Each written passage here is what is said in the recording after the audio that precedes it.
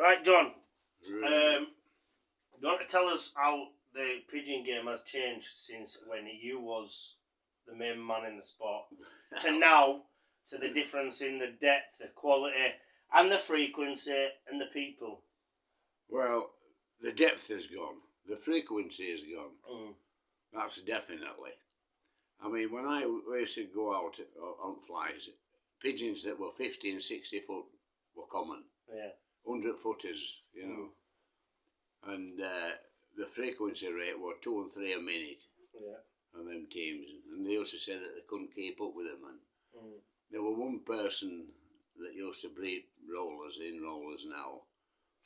And he told everybody, oh, you want to breed short pigeons all the time.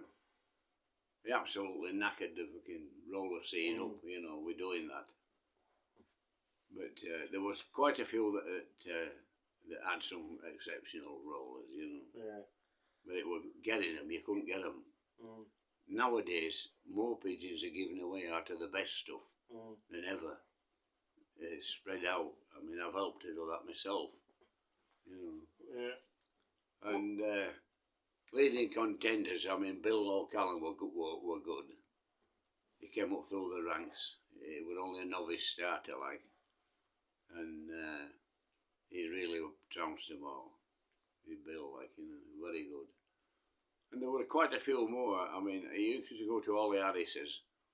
Ollie hadn't the amount of rollers, but he always had some decent, fast, deep pigeons, you know. He says to me and Bill O'Callaghan one day, we went down to buy some pigeons off Ollie. And we're on about depth. He says, I'll show you deep, and he says, and he got a little bronze hen out with white flights and a dark blue tail. He says, you see this, don't you? And we're all having a feel at it, you know, looking at it, tremendous, fine little thing, well, apple body. Up it went, and the pigeons were like they'd be 500 or 600 foot then, and it went up and up and up. And when it got to him, he says, keep watching it. And it went spinning, it come out at middle of the team, and it come down, down, down, and I bet that pigeon come at least 600 foot. And it pulled out about 10 foot off at rooftops and went straight back up again. Did it again? And did it again and again and again. We were flabbergasted, I'm telling you. And he says, what do you think to that then? Bill says, can I buy it? He says, no way. You wouldn't get a pigeon like that these days. It wouldn't be worth a pound, would it? No, I mean, there's some quality. I mean, Bill Barrett always had quality, a good style of roll, lovely, round, smooth rollers, you know. But they were later maturing. He wasn't bothered. He'd breed a team to fly next year. Yeah. You know. Yeah. And he always had a mixed old bird team, yearling, he'd 2 or 3 yearling teams, and then he'd breed 2 or 3 young bird teams. But they would never make a young bird kit. No. They'd always be for year after. Always yearlings, you see, that's why he had 2 or 3 yearling teams. When you said that about 500 foot pigeon, did it roll the same for 500 foot?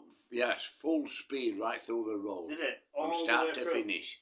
And it didn't come out wrong. Did it? It come out where the team were going as well, you know. See, now you get a 60, 70 foot pigeon and it stands out in a short kit. It does, in an active kit. I think I've counted 25 breaks, me and mine, in 20 minutes. But I think if they were doing 60, 70 or 80 foot, they wouldn't do that many breaks. They would if there were a lot more at team. Yeah, They'd all go and stop and finish and then get back together, you know. Yeah. Do you think that's because it's a fine line between dangerous and safety now? So they were a lot safer last years. Without a shadow of a doubt, yeah.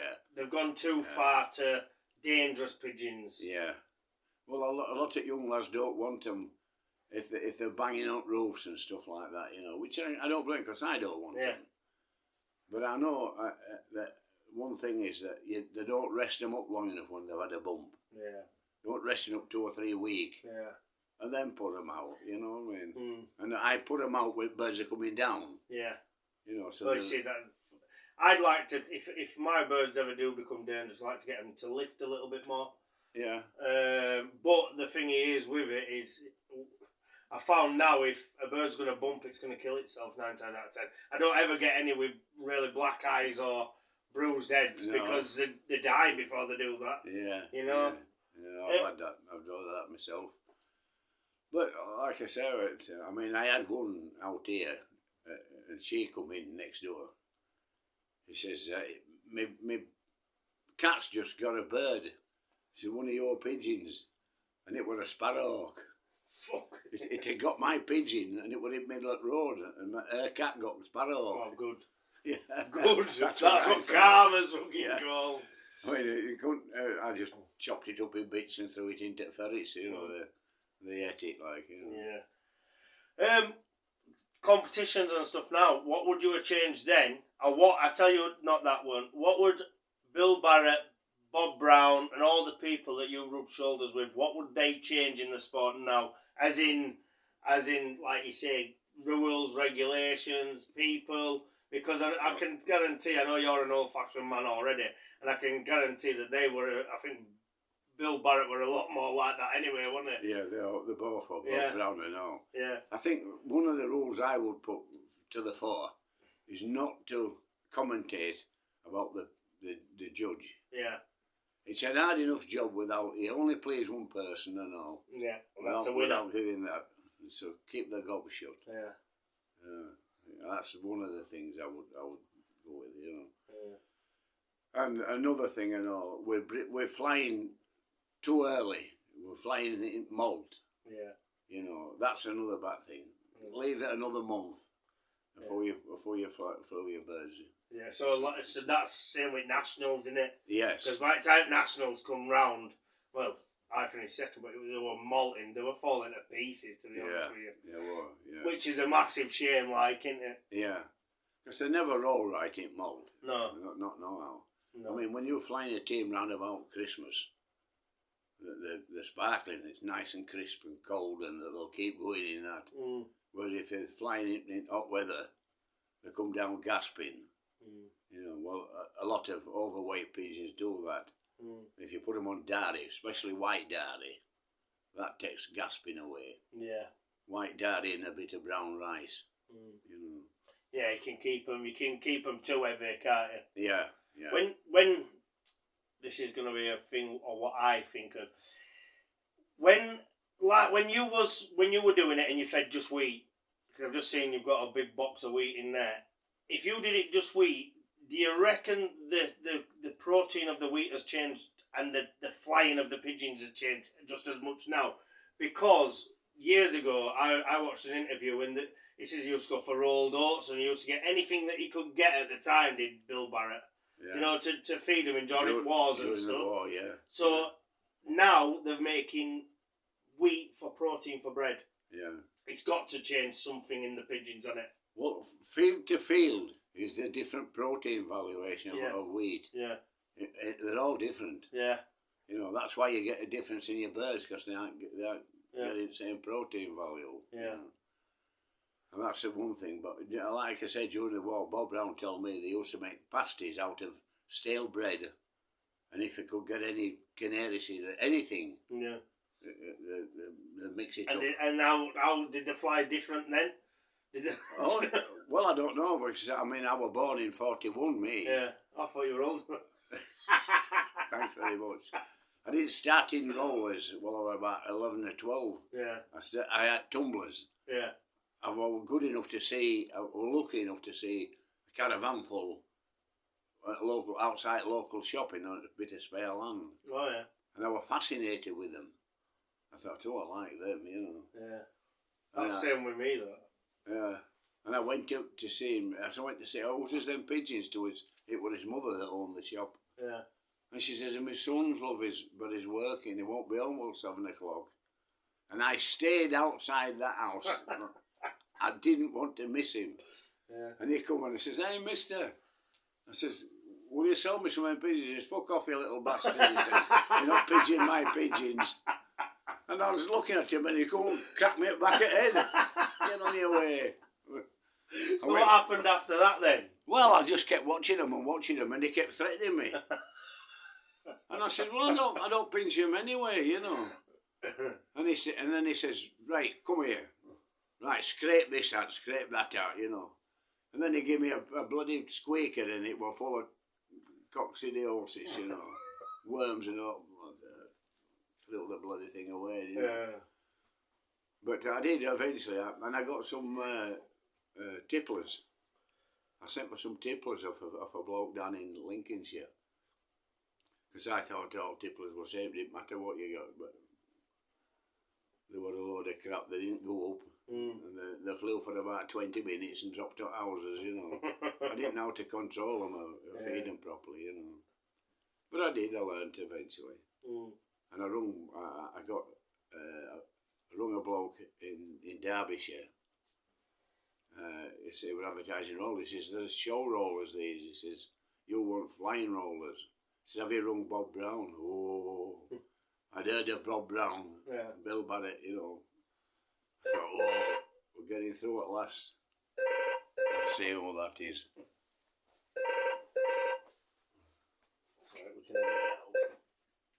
Hello. Fuck off. I don't know who that is. Go on anyway, you heard of Bob Brown and Bill Barrett. So he gave me Bob Brown's number. Did he? Walsall 21403. And I've always remembered it, you know. It's 77 Daisy Bank Crescent in Walsall, you know. And I thought, I'm going. And I had a little old van, and there were a bit of road tax on it. No insurance. No, filled it up with petrol and off I went. You know. And I found it. Did you? Yeah, I found it. And he sold me a load of shit, one of the biggest loads of shits I've ever had. Honestly. That's why you remember him, John. Yeah. But Bob were very astute. I've seen it. I work down in Walsall doing condensation paint on ceilings in schools.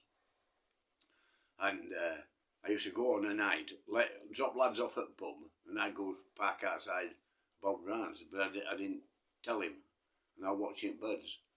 Then we went home on Thursday night, we were back down on Sunday for fly, you know, and I heard some lads talking about Bob's, well, they were doing notes.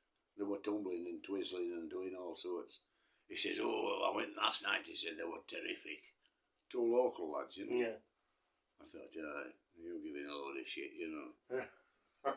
Anyway, when he put them up, bloody hell, they were bloody rolling on down to the floor. I couldn't believe it. That's when I realised that there were some other ways of feeding pigeons to what I was thinking, you know. Yeah. And what did you feed them then? Well, I wheat, mostly wheat, and then I would boost them with a bit of breed and wean or something like that, you know, or canary seed. Millet were a good thing. But you give a lot of millet compared, wouldn't you? No, I didn't. 2 handfuls for a team. Is that all it was? Yeah. Maybe a drink of sugar, a couple of hours before fly. Not any fucking biscuits in water. We'll leave that one. Yeah. But, so after that, you got some from Bob Brown, you got some from a few from Bill Barrett. And then, who came on the scene? Barry Shack. Barry Shack, yeah. And I says to him, I was in Bob Brown's back garden, and I says to Barry, I says, what do you think to these then, Barry? And they were bloody deep and like, you know, he says, they're sloppy bastards, there's no speed with them. I thought, who the hell's this? And he became one of my best mates, didn't he? You know, he was a good lad. And he says, come to my house. He said, I'll show you some right pigeons. And boy, did he. Yeah. Honestly. And where did he originally get his birds from? He got them from a fella called Billy Irons, in Tipton in Staffordshire. Yeah. Now, Billy Irons told us the tale of how he created them. He went to Ollie Harris and he bought half a dozen pigeons off him. And all he kept were 3 hens, I think it was. And he went to Bill Barrett and he asked Bill Barrett if he could supply him with 3 good cocks. And Bill says, yes, I can. He says, if you want to come back, he says, another day, and we'll do it. Like, he said, well, I can't, he said, because I'm going on holiday. He said, I'm going to Spain for 2 weeks. So Bill said, well, when you go to Spain, so when you come back, he said, just give us a ring. So what he did, he parked up outside Bill Barrett's with binoculars. Yeah. And he watched him every night. Yeah. I went every night, he said. He said, and I picked this black mottle out and a bronze cock and what other, I think a red, a self-red. Yeah. And when they dropped, he says, nah then lad, he says, take your pick of them. He said, well, that and that. And Bill Barrett told me, and Bill O'Connell will tell you this himself. He was stood there and he says, I was flabbergasted. I couldn't believe that the man had picked the 3 best pigeons in the team. But I told him he could have it. You know? Yeah. So I committed myself. So Billy Irons was the one that created this strain. Not Barry Shack. Yeah. But what he did, he had cancer, unfortunately, to the fella. Lung cancer, you know. And we were going down the next year, and I was going down with Bill O'Connell to Mark. I was judging Midland. And we got to Billy Irons, like, you know, and then he told us this tale then of how we created this strain. It's some pearlers, honestly. Yeah. Some lovely ballast mealies. And black mottles, they were to die for, you know. Did they go from the end side then? Well, they must have done, yeah, because he got them from Bill Barrett. There were a black mottle cock in amongst the ones, and he run that through a lot of his ends, and all his daughters and all his granddaughters the following year, you know, to get the both blood. He built a complete bloodline of them, you know. And then unfortunately, poor fella died. And did Shaq buy all of them then? Well, he went down it when Shaq heard about it, rang him, and he says, yeah, he'd come down. And he went with another lad from Hull, and they decided to split the team. So they both split them, and they shook hands saying that if one wanted to pack in, he'd give the other one a chance to buy them first, you know. And then it fallen out. Anyway, when Shaq got to know that it packed in, they were all sold. They were all sold. They'd fallen out. That's what happens, isn't it? Yeah, he didn't say about falling out or all like that. He just said that it packed in. And then they give him a chance, you know. So then you don't know where they've gone then, do you? But he said, I think I had best part of the lot anyway, because he said more black mottles and all anything. And then that's when I bought him, Mart, about 3 or 4 years later, because he was sick of certain people marking him down. Because he were winning all the time, you know. Yeah. I ain't saying no names, you know. No. Tell us about how he used to fly his birds 4 times a day, 5 times a day. Oh, yeah. Well, it started off with a young bird team. Yeah. You know, babies that are not being out. You get them onto the roof. And they were hungry. That's what I've done with these. Yeah. And get them hungry, then call them and let them chase a bit of corn. You won't let them go up floor. No, I don't. Then he gets them in, right? Or we left them on top of the roof. 20 minutes later, we'd have a pot of tea, and then, right, up you go, flag.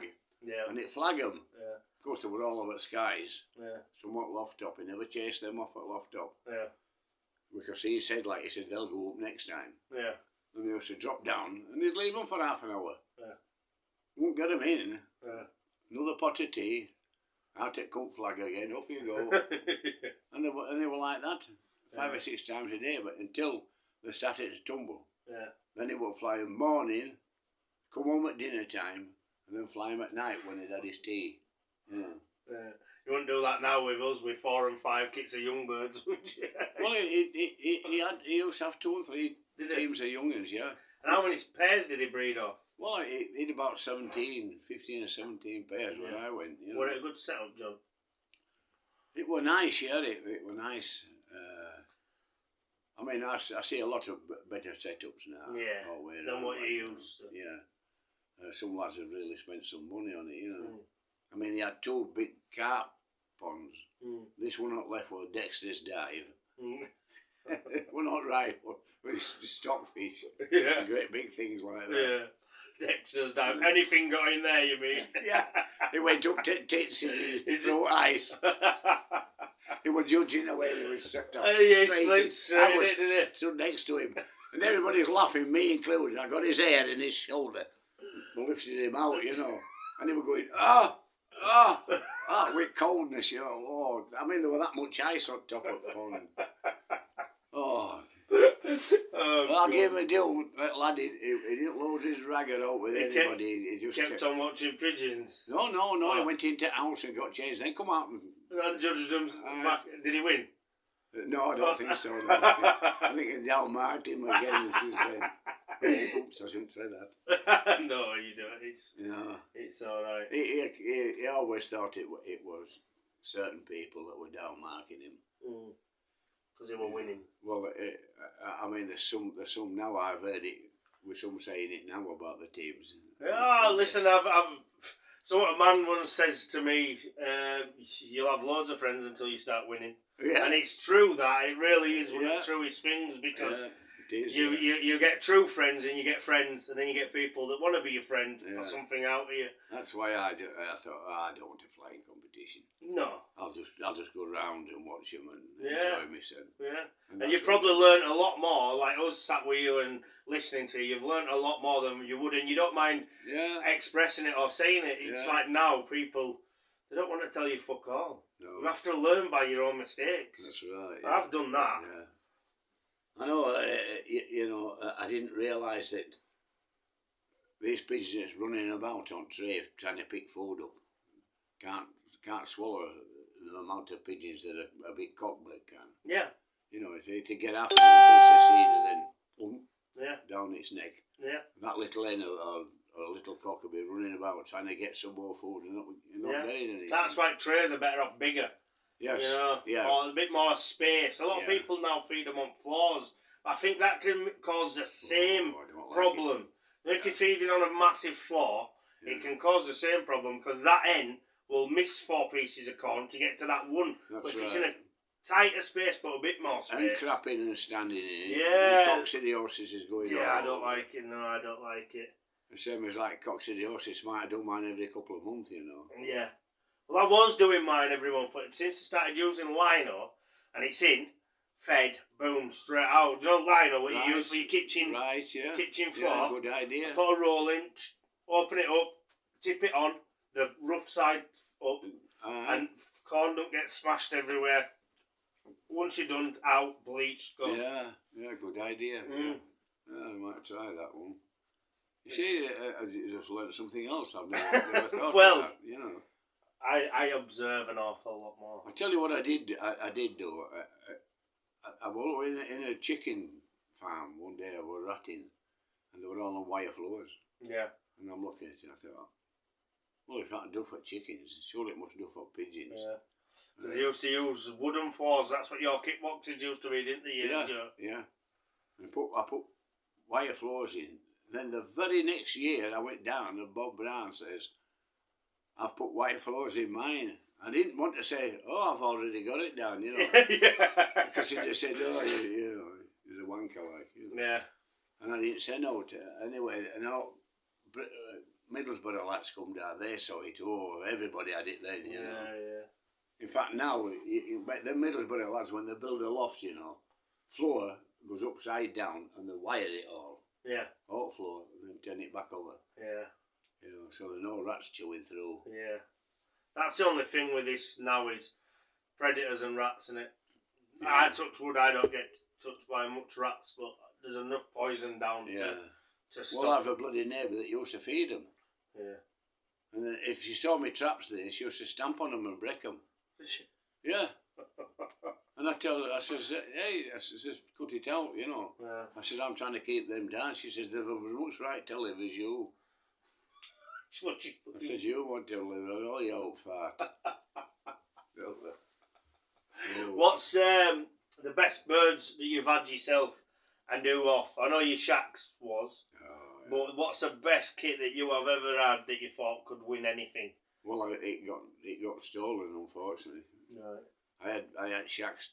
I only had them 2 years, but I put them up when I settled them, and that's a good one. This is a good one, and I was putting a black to a black mottle or a bronze to a black mottle, even a tortoiseshell to a black mottle, and they produced me black mottles, you know. Yeah. And I had a team that were really good black mottles. And I was really suited with them. Yeah. Well, they disappeared, didn't they? Mm. And I had a team of, there were 15 yellows and reds, and I tell you what, they could roll. But I bred them through Bill Barrett's reds. You know, Bill Barrett gave me a yellow youngster. It was only a week old, and he took it out at nest, and we've been talking about it. And he says, "Hold your hand out, put it in there." He says, "So that's a yellow bill?" He says, "Yes." It hadn't any dawn on, you know. So he says, "Take it with you." I said, "Well, I can't, can I?" I said, "Because we're going away from here." I said, and he says, "Keep it in your hand." And I kept it all day in my hand, Shit, in my pocket. And it was shit in my pocket, not a lot, I thought. And I got it all, and I had a pair exactly the same size. And I put it in on a night, and they fed all three. Yeah. It parents. And I've had a couple of 4 babies on its own. Yeah. It was a little hen, and I put that to a red cocker bodied off a bill. Because its mother, it was related to its mother, you know, what cock, like an uncle and niece. And I bred a load out of it, and then I come back in again with them young cocks. I got some red cocks and yellow cocks, and yellow hens. Well, the yellow hens were no good to me. You know, with the cocks I wanted. Run them through again, like that, and then come back into yellows, and then went back into reds again, like, you know. And I had a decent team of yellows, I'll tell you. They were all coming to have a look. I gave one to Jimmy Thompson. Well, Jimmy from Huddersfield. From Huddersfield, yeah. I remember Jimmy. And he had a yellow team. Did you see it? Yes, I think I did, yeah. He put it up, and it was coming it'd be about 20 foot. Yeah. 15, 20 foot, you know. And they were all saying, "Who's is that, who's is that?" And Jimmy wouldn't say. And when I would turned away, he used to go. Having you on. Yeah, winding me up. Yeah. You were alright, Jimmy. And I says to him, I said, "Lend me that yellow hen." He says, "No." He says, "It's not going nowhere." And then about 2 years later, he says, "You want the body?" It was knackered. It was. Bed loads out. Oh, honestly. He used to walk about with a big bulging ass and no, you know, not laying. I had a few exes like that. Yeah. Oh, but anyway, like I said, they come and pinch them. So, like they've come like every 3 or 4 years, or 5 years, and pinch them. You know. I don't think there's many people around these days that will rob them, do you? Well, it seems to have quietened down a bit. Yeah, I haven't heard a note for a while. But I was the only one up here. Yeah. Everybody was focusing on. Yeah. You know, even in Bradford, Leeds, York, and you know. Yeah. And that's what happened. You see, they took mine. Yeah, there used to be a lot of robins and shit like that in Bradford as well, didn't there? Yeah. I know a few stories of Asians and whites and Asians and people just robbing each other's birds left, right, and centre. Yeah. It's an hobby though. It's a gentleman's sport, isn't it? Oh, it's lovely. You know, I think it's brilliant going around. You can have a laugh. I mean, there's some of them that are a bit touchy. Yeah. But we get going, don't we? We have a laugh, don't we? Yeah. It's like today we've come and helped you and stuff. Do you know what I mean? At the end of the day that's what it's about. It's about keeping that's what the next thing I'm going to say now is, what do you reckon is going to change in the sport when people like you pass, George Mason, you've got all these people, and this is why I like to do these videos, is how's it going to, because I don't think there's many people that's got enough time or effort to do all the kind of stuff, you know, promote the sport as it is. Well, it'll go on. There's always been somebody that comes to the front. Yeah. And then they'll start talking to them. I mean, I've not won. I've won a couple of flies, you know. Yeah. But then I didn't want to. I didn't want to fly again. Yeah. And I just kept going and judging, doing a lot of judging up and down, you know. And they used to hear all sorts of comments. Honestly, they were disgusting. And that's why I said, you know, the main rule of any club, I put in first rule: do not comment on the judging. You know, keep your comments to yourself. It's hard enough to get a judge in it now. It is. Someone that can travel, because you can get people like your friends, like and they might travel an hour or whatever. But to get an opinion, and a real opinion, and to open people's eyes, they have to come from an hour, 2 hours, 3 hours away. Yeah. Now, especially. I judged All England twice and didn't get a penny. Yeah. Now they're all wanting so much money they're supposed to go in to pay for a hotel bill, and they're not. They're keeping it and going sleeping with where they live, where they're judging. You know. Yeah, I know. It's a bit annoying that they think you don't know. You know. Yeah. It's political, isn't it now? That's what it's about. Yeah. But there's some good lads in Bradford. I mean, look at Mark. Well, that's one person that goes to my brain every time. He goes on flies even when he's not even competing in them, or he's not. You know what I mean? He'll travels around bleeding all of England. His birds had to get scratched because of the weather, and he still did the next 5, 6, 7 days. Yeah. He's fucking honestly the salt of the earth, aren't they, when it comes to pigeons? Like. Well, that's what happens, you see. You get them, they come to the fore. I mean, there's some lads down in Leicester. I'm just trying to think of what they call him now. He's won all sorts. Darren Deacon, yeah. He's won all sorts as that lad. He's a terrific bloody pigeon man. You know? And he does it, and he's a nice fella. Yeah, he is, They'll come to the fore again, and people. I used to listen to old men, to what they were saying, and take it all in. And then gradually, I didn't realise, but they were listening to me. Yeah. I'd gone from young man to old man. Yeah, that's exactly what. It's changed, hasn't it, over years? Over years, yeah. And it is a pleasure to listen to the stories, especially when you talk about Bill Barrett and Bob Brown and people like that. That's all the way through. You've heard these names and you hear these things, but you don't hear the stories. And somewhere around, we've got to a stage where we're asking you that spent hundreds of millions of hours with the people. You know what I mean? Yeah. Same with George as well. George is like that. Yeah, such George a lovely man. He's an encyclopedia of pigeons, is George. Yeah. You know what I mean? He's fantastic indeed. Yeah. And that's what he's learnt over years, isn't it? Yeah. You can see, it's like we went and... but he's younger than me. I don't... Yeah. And he's fatter in it, it's nice. He will watch this, you know. I know. He calls me Yorkshire pudding. It does. I call him Derbyshire dumpling. Well... I went in a pet shop in Leeds. I was working in this pub, and landlord at the pub was a black lad, bloody lovely lad and all. He says, there's a pet shop right corner, does all for pigeons. I said, does it? He says, yeah. He says, just go first left and left again. He says, you'll see it. So I did do, and I goes in, and there's all bags of pigeon stuff, and you know, the usual. Yeah. He says, hey, up another pigeon, man. He says, what are yours? I says, oh, I fly rollers. I said, you'll get all racing men here, won't you? He says, no. I said, I've got one of the best roller men in the world here. I said, who's that? He says, George Mason. He says, do you know him? And I got going like that. I went to crunch him, but he didn't have it on camera. He had it open, so, you know. I says, yeah, I do know him. They were saying all sorts on the phone, and again, he says, what you're doing? Calling me a Derbyshire dumpling, he says. Oh, dear. Good lad. Yeah, that's what we're going to say. When we went over for Euros, I think it was, Bill, who comes with us, old Bill, who says to him, have you got any of them feathered legs? And he went round his full shed looking for these feathered legs for Bill and stuff. And it's just like, put yourself out there just to be nice, you know what I mean? Yeah, good. Very nice person. Great, yeah. He was saying, I went to Germany, you know, he was judging our marking. He just wanted somebody to go with, like, he rung me, he says, well, you want to go? I says, yeah. So I've got a ticket, like, airplane ticket, like, you know, for two.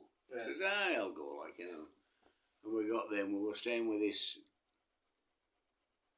I think they called him Reinhardt or something like that, anyway. And he had some of George's birds, like, you know. And there were a little Ukrainian Polish fella, I don't know, and they were all taking piss out of him. You know, these Germans, you know, slapping him up back, and you are great, my friend, and he was humiliated. And when we got into where he was flying, and he had 3 railway carriages. Yeah. There's that you lock up, Steelands, in field. And I'm looking at him, I says, are they all full of pigeons? Oh, yeah, you know. Anyway, open one light and we're looking at it, we're all partitioned off.